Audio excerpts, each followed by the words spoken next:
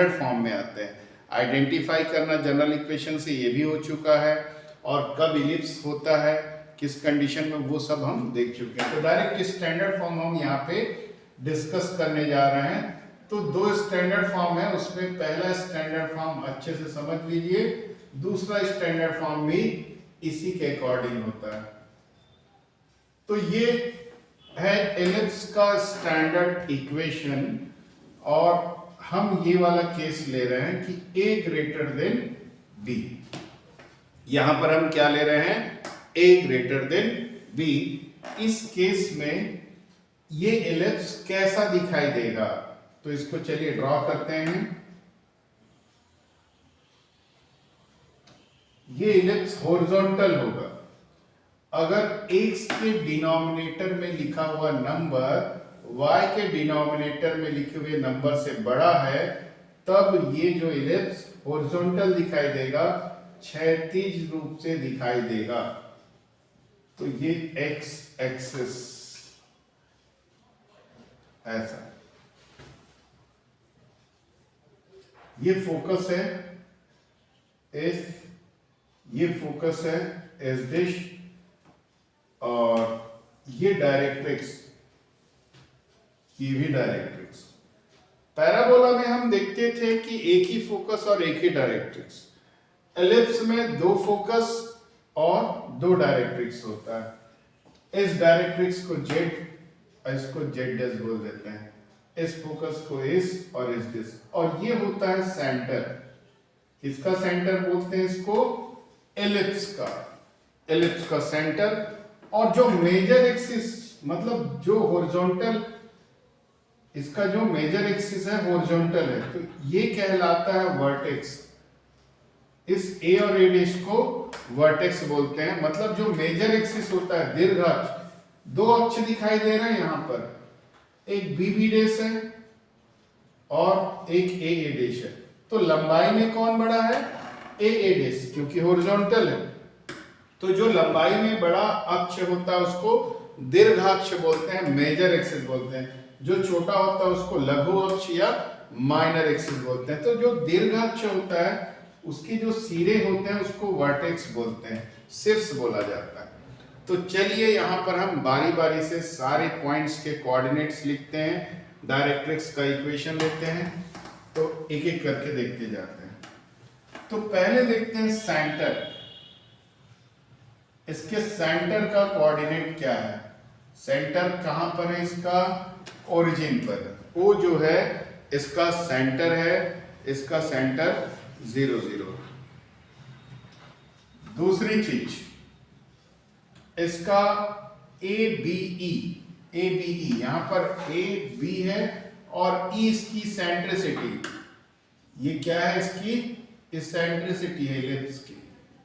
तो इनमें रिलेशन क्या होता है, ए बी ई। इस केस में ध्यान रखिएगा, जब ए बड़ा है बी से, तब इनके बीच रिलेशन होता है B square equals to A square 1 minus A square.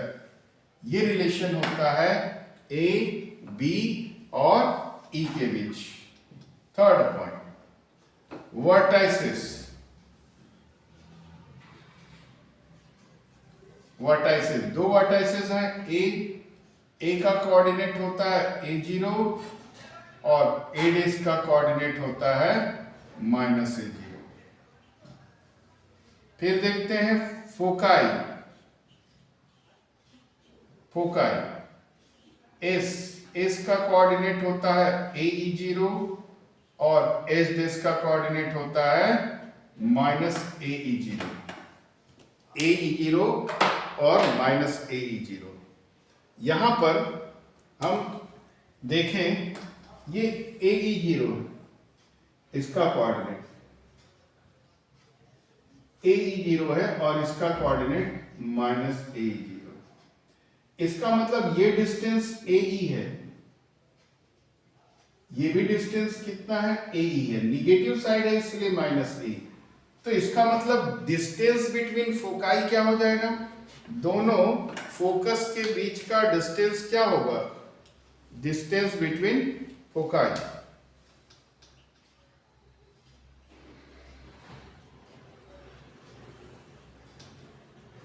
Distance between foci कितना हो जाएगा, दोनों के बीच की दूरी क्या दिखाई दे रही है, 2AE।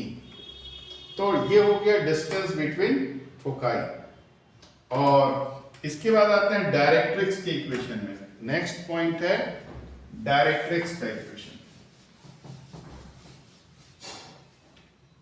दो डायरेक्ट्रिक्स हैं, इक्वेशन ऑफ डायरेक्ट्रिक्स।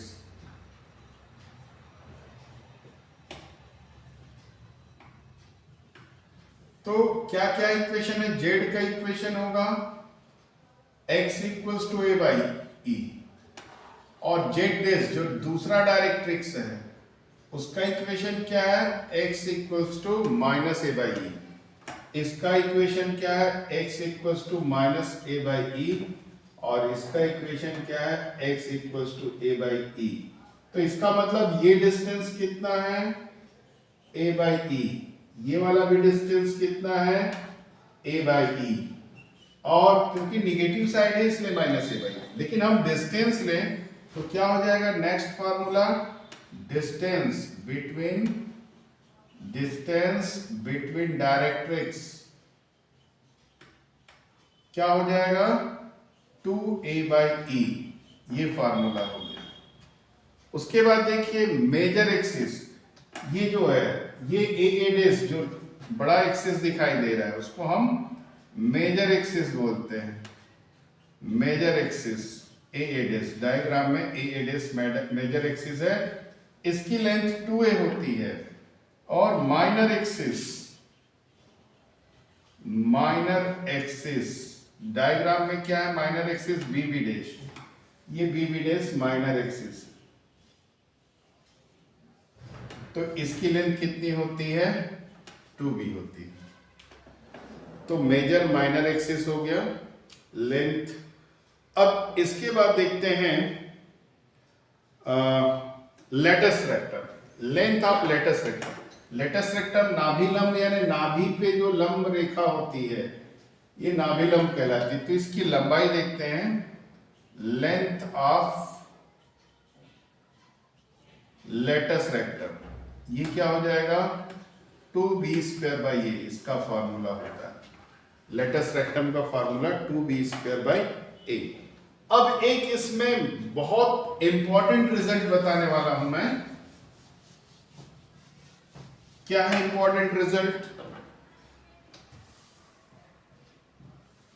कि अगर इस एलिप्स पर कहीं पर भी पॉइंट लें P, कहीं पर भी, तो इसका दोनों फोकस से डिस्टेंस, इसका इससे डिस्टेंस और इससे डिस्टेंस निकालें। इसका सम होता है SP प्लस S डेस। ये किसके इक्वल होता है, मेजर एक्सिस की लेंथ के। अगर हम एलिप्स पर कोई भी पॉइंट लें तो उस पॉइंट का दोनों फोकस से डिस्टेंस निकाल के सम निकालें तो वो मेजर एक्सिस की लेंथ के इक्वल होता है। बहुत इंपॉर्टेंट है। अब बहुत इंपॉर्टेंट क्यों है, एक तो बोल सकता है कि इसके किसी भी पॉइंट का दोनों फोकस से डिस्टेंस का सम क्या होगा, तो सीधा सीधा हमको डिस्टेंस फार्मूला वगैरह लगाने की जरूरत नहीं है। ए है ना, उसे 2 से मल्टीप्लाई कर दिए, आ जाएगा मेजर एक्सिस की लेंथ। ठीक है, अब देखते हैं दूसरा यूज क्या है इस कॉन्सेप्ट का। दूसरा यूज ये है, कभी आपको ऐसा क्वेश्चन दे दे लोकस से रिलेटेड, एक दो फिक्स पॉइंट दे दे, दो फिक्स पॉइंट दे दिया है x1 y1 और दूसरा पॉइंट x2 y2, इसकी जगह कोई कोऑर्डिनेट दिया रहेगा 1 2 1 -2 ऐसा करके, तो उस पॉइंट का लोकस क्या होगा, उस पॉइंट का लोकस क्या होगा जो इन दोनों से इसके डिस्टेंस का सम कांस्टेंट है, इन दोनों से PB का सम कांस्टेंट है। यानी P इस प्रकार मूव कर रहा है, पॉइंट P इस प्रकार मूव कर रहा है कि उसका इन दोनों फिक्स पॉइंट से डिस्टेंस का सम ऑलवेज कांस्टेंट रहता है। तो P का लोकस क्या होगा, तो देखिए इसी के जैसा है। तो P कहां पर है, किस पर स्थित है, एलिप्स पर। यानी P का लोकस क्या होगा, एलिप्स। हमको बनाने की जरूरत ही नहीं, हमको अगर ये कॉन्सेप्ट पता है तो ये डिस्टेंस इसमें रख के, इस कंडीशन में रख के फिर पूरा फाइनल इक्वेशन लाना पड़ेगा। फाइनल इक्वेशन ला के हमको पहचानना पड़ेगा कि कौन सा, ले भी आएंगे तो पता नहीं चलेगा। लाने के बाद, पूरा इक्वेशन लाने के बाद फिर हमको वो चेक करना होगा, इलिप्स है, पैराबोला है, हाइपरबोला है, सर्कल है, पेयर ऑफ स्ट्रेट लाइन है, क्या है वो चेक करना पड़ेगा। बहुत टाइम वेस्ट होगा उस क्वेश्चन को बनाने में। तो इसका ट्रिक क्या हुआ, क्योंकि ये कॉन्सेप्ट, ये कंडीशन कहाँ पे होता है, इलिप्स पे, इसलिए किसका इक्वेशन होगा, वो इलिप्स का। बिना बनाए ही हम ऑप्शन में टिक कर सकते हैं। तो इसलिए बहुत इंपॉर्टेंट रिजल्ट है, ध्यान रखिएगा। तो ये हो गया अपना कॉन्सेप्ट। अब देखते हैं टेंजेंट।